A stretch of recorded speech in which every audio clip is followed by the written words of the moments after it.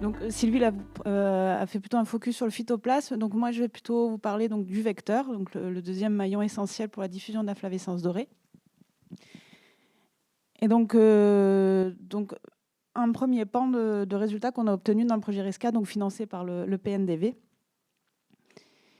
Donc, je ne vais pas revenir dessus, hein, ça vous a été dit et vous le connaissez. Hein. Donc, pour la flavescence dorée, on a deux maillons essentiels qui sont le vecteur et le phytoplasme. Et de ces deux maillons découlent les actions pour endiguer la flavescence dorée, donc qui sont les traitements obligatoires, la plantation de matériel sain et l'élimination des pieds symptomatiques. Mais on rajoute une quatrième couche, un quatrième levier pour la gestion de la flavescence dorée, qui est la suppression des vignes ensauvagées. Donc je vais vous expliquer pourquoi. Donc nous, on s'est intéressé, donc comme Charlotte l'a dit, hein, je viens du sud-ouest, donc gros historique flavescence dorée. Et on avait bien identifié sur le terrain quand même cette problématique des vignes ensauvagées qui sont malheureusement de plus en plus nombreuses.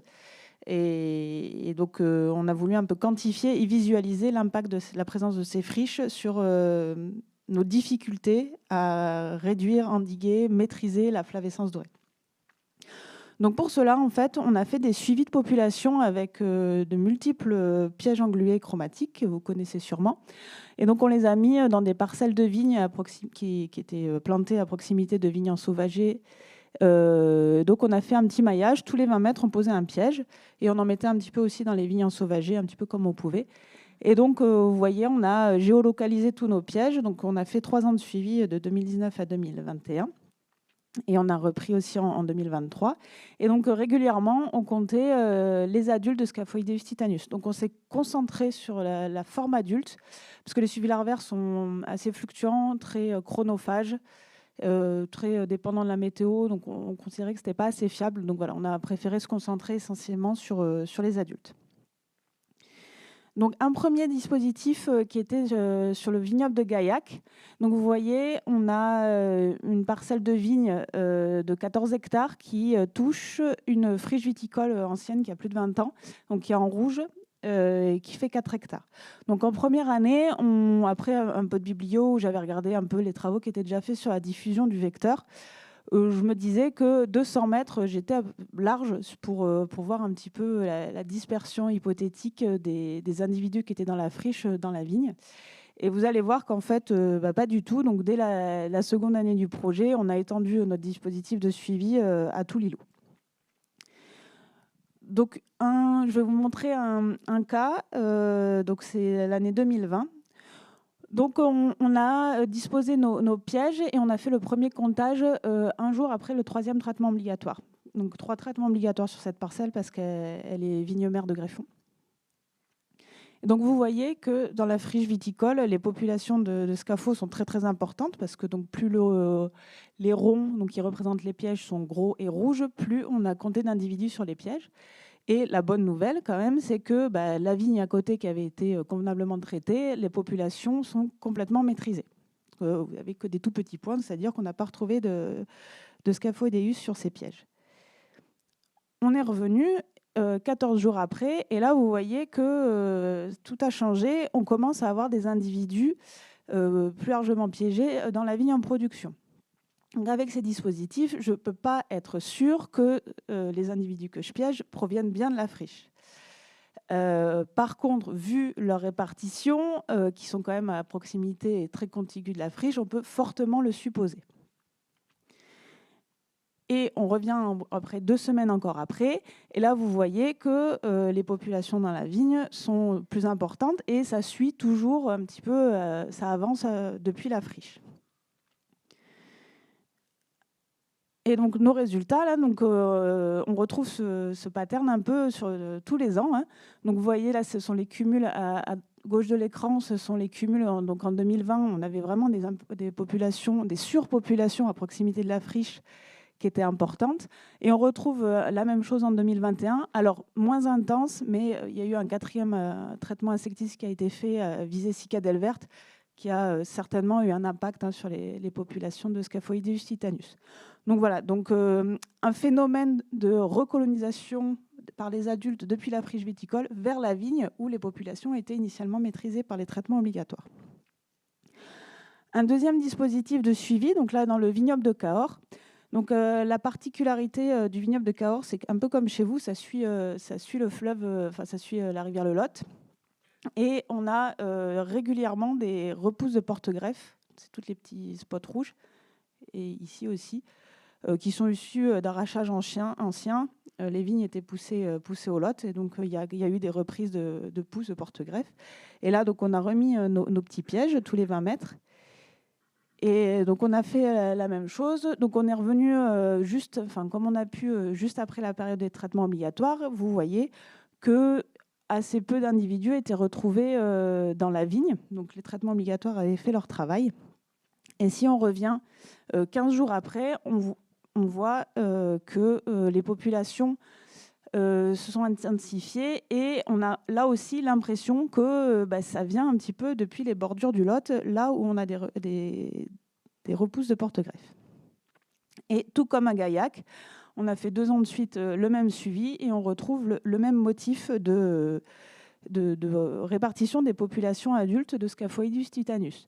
Donc on peut là aussi fortement suspecter que les vignes, les repousses de porte-greffe qu'on a au bord de Lot constituent un réservoir de ces populations et qui recolonisent la vigne après les traitements obligatoires.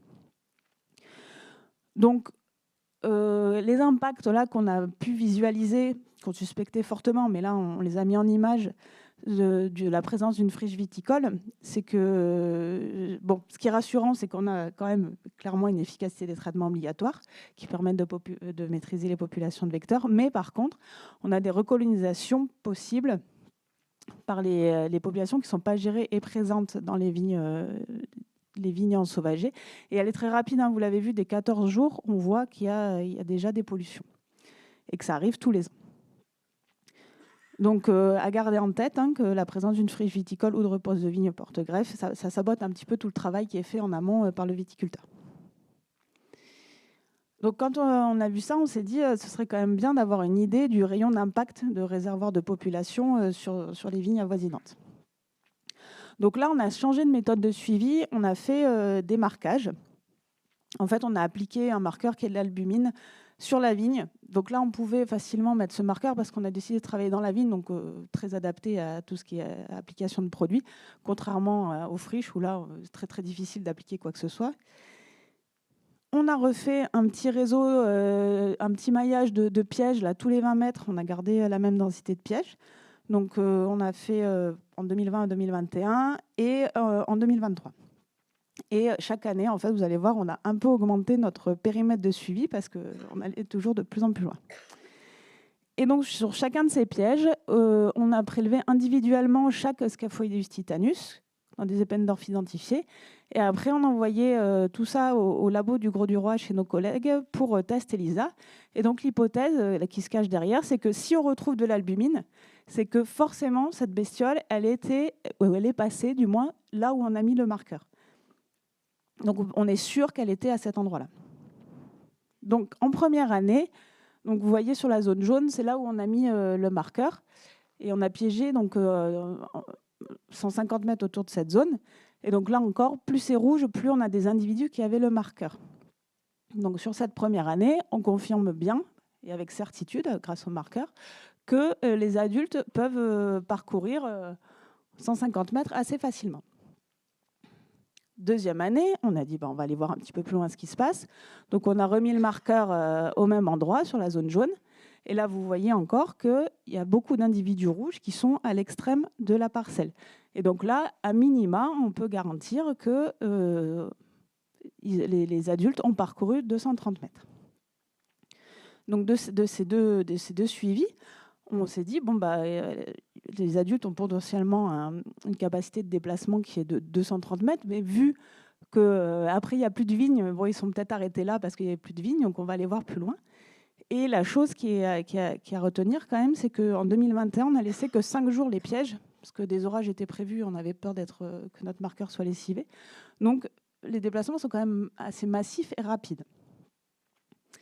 Donc en 2023, on a remis le dispositif sur un autre îlot, Alors, manque de bol, cette année-là, bon, c'était une parcelle historique, mais l'année dernière, on a eu des faibles populations, donc on a eu assez peu d'individus. On était sur des milliers d'individus sur les essais précédents. Là, on n'en a eu que 140 sur un gros îlot de 20 hectares.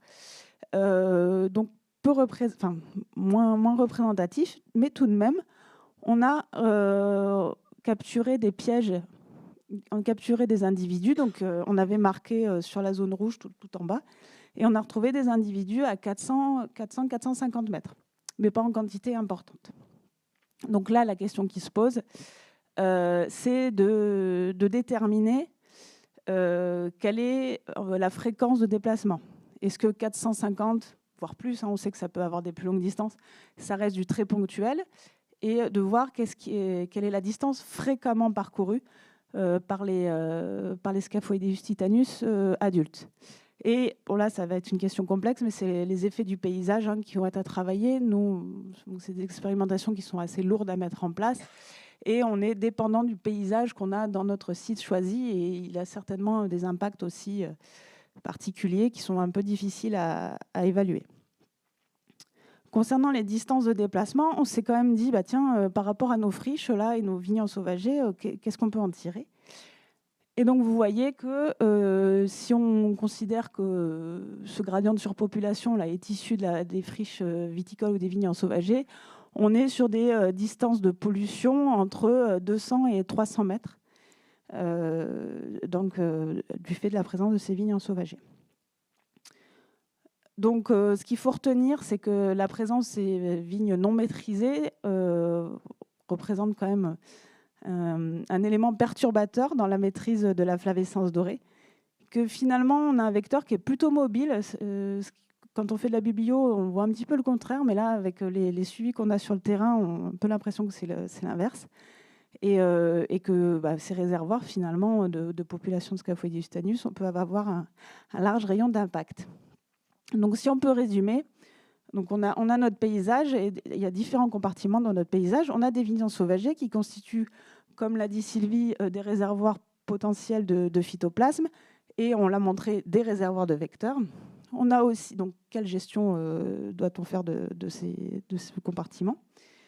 On a aussi des vignes où, pour des raisons X ou Y, des vignes en production, le vecteur est mal maîtrisé, donc il constitue donc de fait un réservoir de vecteurs. Réservoir de phytoplasme, ça c'est une autre question. Et au milieu de tout ça, on a des vignes où la flavescence dorée est très bien gérée, les pieds sont régulièrement supprimés, le vecteur est maîtrisé. Et comme il y a des mouvements entre tous ces compartiments, et finalement, le travail qui est fait dans certaines vignes peut être abîmé et saboté par des compartiments extérieurs à ces vignes-là. Donc, ce qui pose la question et nous rappelle que la lutte contre la flavescence dorée est plus que jamais collective et globale, et que tous ces éléments seraient à prendre en compte dans l'organisation de la prospection, qui est déjà très complexe à organiser. Donc voilà, un gros travail à faire sur le terrain. Je remercie les nombreuses personnes qui ont permis d'établir toutes ces informations.